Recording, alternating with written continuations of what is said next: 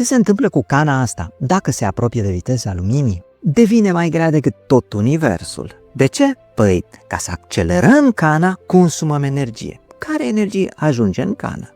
Iar energia este masă, ne spune Einstein. Atunci când crește viteza cănii, masa ei devine mai mare.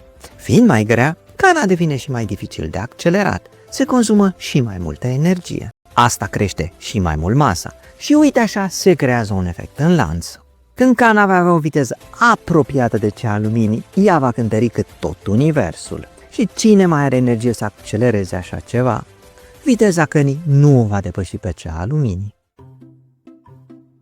Ce-i, domnule, pisica asta lui Schrödinger? Păi una care ar fi, în același timp, atât vie cât și moartă. Cum vine asta? Păi uite, toate particulele subatomice au această proprietate numită superpoziție cuantică.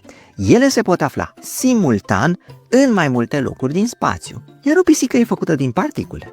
Schrödinger a făcut atunci următorul experiment mental. Fiecare particulă din pisică ar fi așezată simultan în două poziții, mai la stânga și mai la dreapta. La stânga, particulele vor forma o pisică vie și la dreapta o pisică moartă. Atenție! Fiecare particulă este simultan atât în stânga cât și în dreapta. Ce avem atunci? Păi avem în stânga o pisică vie și în dreapta una moartă. Pisica este simultan în ambele situații. Dar nu încercați cu pisica de acasă. Nu le-a reușit nici fizicienilor. De ce spațiul cosmic este întunecat, deși cosmosul abundă de stelele luminoase? Păi pentru că spațiul este vid. Degeaba luminează stelele? Că fotonii, particulele luminii, trec prin el ca prin brânză, fără să fie deviați. Fotonii circulă nestingheriți în spațiul vid și nicio particulă de praf nu le schimbă direcția să ajungă la ochiul nostru. De aceea, paradoxal, deși spațiul este plin de lumina fotonilor, el ne apare întunecat. Din fericire, fotonii care vin direct la noi din direcția stelelor ajung la ochiul nostru. Și uite așa, pe cer vedem stele luminoase într-un spațiu întunecat. Ai aflat? Sistemul nostru solar ar putea primi vizita unei găuri negre la fiecare 10 ani. Stai, nu te panica! Nu e vorba de găurile alea negre masive pe care le-ai văzut tu în filmul Interstellar. Sunt mini-găuri negre, nu mai mari decât un atom de hidrogen și care s-ar fi putut forma imediat după Big Bang. De aceea se numesc găuri negre primordiale. Chiar dacă sunt așa de mici, ele ar avea masa unui asteroid. El aștepta ca atunci când intră în sistemul solar să perturbe mișcarea planetelor stâncoase cunoscute, în special pe cea a planetelor pitice. Așa că astronomii urmăresc cu atenție orice mișcări neobișnuite ale orbitelor planetelor, nu numai ale celor pitice, dar și ale planetelor Mercur, Venus, Marte și chiar Pământ. Dacă se întâmplă să se lovească de Pământ, nu-ți face griji. Ar traversa Pământul ca o săgeată în miniatură. Pe măsură ce ar trece prin materia terestră, ar interacționa foarte puțin cu particulele din jur, lăsând eventual o urmă de perturbări gravitaționale. Până acum nu s-a observat nimic, dar hei, fii pregătit pentru astfel de știre, așa că abonează-te la acest canal. Cum poți să călătorești înapoi în timp? Uite, să zicem că eu îți spun acum secretul. Tu ce faci? Te duci înapoi în timp și decizi să trăiești viața ta într-un alt fel. Printre altele, alegi să nu mai pierzi timpul pe rețele sociale și, prin urmare, nu vei mai vedea acest video în care eu ți-aș fi explicat ție secretul. Atunci, cum ai ajuns înapoi în timp dacă nici măcar nu ai început călătoria? Ăsta este paradoxul bunicului, într-o versiune în care, călătorind înapoi în timp, tu îți împiedici bunicul să se întâlnească cu bunica, astfel încât unul dintre părinții tăi nu se va naște. Și, prin urmare, nici tu nu te vei fi născut. Cine atunci a fost înapoi în timp? Soluția la paradox. Buclele spațio-temporale, permise în anumite condiții de teoria relativității. Ele spun că te poți întoarce înapoi în timp, dar apoi vei face exact ceea ce ai făcut și în prima viață. La sfârșitul celei de-a doua vieți, te vei întoarce înapoi în timp. Vei trăi aceeași viață a treia oară și tot așa într-un ciclu infinit. Un fel de sisif modern. Sau, dacă vrei, filmul Groundhog Day. L-ai văzut?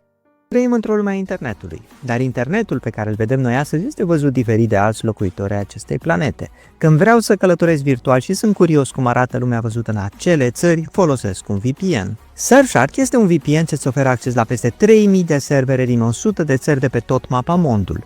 Surfshark îți ascunde adresa IP și îți asigură astfel intimitatea ta virtuală la navigarea pe internet.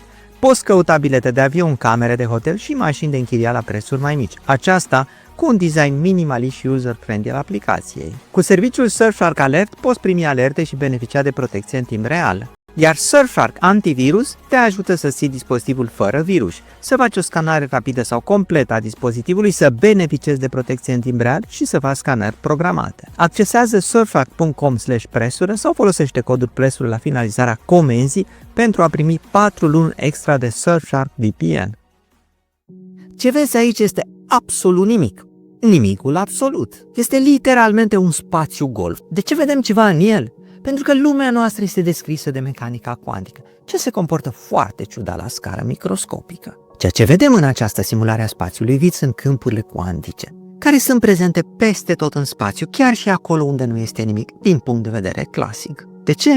Pentru că și ele se supun principiului de incertitudine, care spune că, la nivel microscopic, nu poți ști în același timp atât viteza, cât și poziția unei mașini.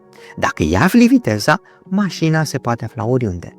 Iar dacă îi afli poziția, mașina poate avea aproape orice viteză.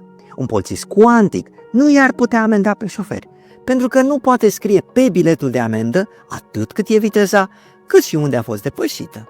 În vid, principiul de incertitudine spune că toate câmpurile cuantice nu pot sta nemișcate o eternitate. În ele apar fluctuații cuantice pentru durate scurte, așa cum ai văzut cum arată nimicul conform fizicii. Abonează-te la acest canal pentru a nu pierde nimic. Nu te speria dacă soarele nostru se transformă brusc într-o gaură neagră. Nu va arăta nici așa, și nici așa, și nici așa. Nimic din dramele acestea, pentru că atunci soarele, deveni gaură neagră, ar avea un diametru de doar 6 km. De aici de pe Pământ va fi atât de mic, încât nici nu vei vedea ceva pe cer. Din centrul sistemului solar, gaura neagră nu va înghiți Pământul sau alte planete. De fapt, deoarece masa Soarelui rămâne neschimbată, atracția gravitațională asupra fiecărei planete rămâne exact la fel. Asta înseamnă că toate planetele și-ar continua mișcarea orbitală ca și cum nimic nu s-ar fi întâmplat. Un singur lucru te-ar deranja: lipsa luminii Soarelui. Pentru asta însă va trebui să aștepți 8 minute și 20 de secunde de la transformarea bruscă a Soarelui, pentru că atât îi ia luminii să vină la noi de acolo. Dacă în primele zile întunecate vei sta la filme și vei mânca la lumina becului, lucrurile devin apoi foarte serioase. Fără energia Soarelui, oceanele vor îngheța, iar temperatura va scădea la valori atât de scăzute, încât până și azotul și oxigenul din atmosferă ar putea condensa și îngheța pe suprafața Pământului. Lipsa radiației solare va opri fotosinteza, ceea ce înseamnă că plantele vor muri. Animalele vor suferi din cauza lipsei de hrană și a condițiilor extreme, iar Pământul se va transforma într-un tărâm de gheață și întuneric, în care poate doar telefonul tău va mai lumina din când în când, până când ți se termină și ție bateria. Ce faci? Ți-ai încărcat telefonul să fii pregătit? Nu uita să intri și pe canalul meu de Patreon. Acolo îți voi răspunde video și audio direct de pe WhatsApp la întrebările tale de știință. Vă mulțumesc că ați urmărit videoul până la capăt și le mulțumesc celor de la Surfshark pentru sponsorizare. Accesează surfshark.com/presură sau folosește codul presură la finalizarea comenzii pentru a primi 4 luni extra de Surfshark VPN. Dacă nu v-ați abonat la canal, o puteți face chiar acum apăsând acest buton de abonare. Până data viitoare, eu sunt Cristian Presură, voi sunteți cool și vă doresc numai de bine. La revedere!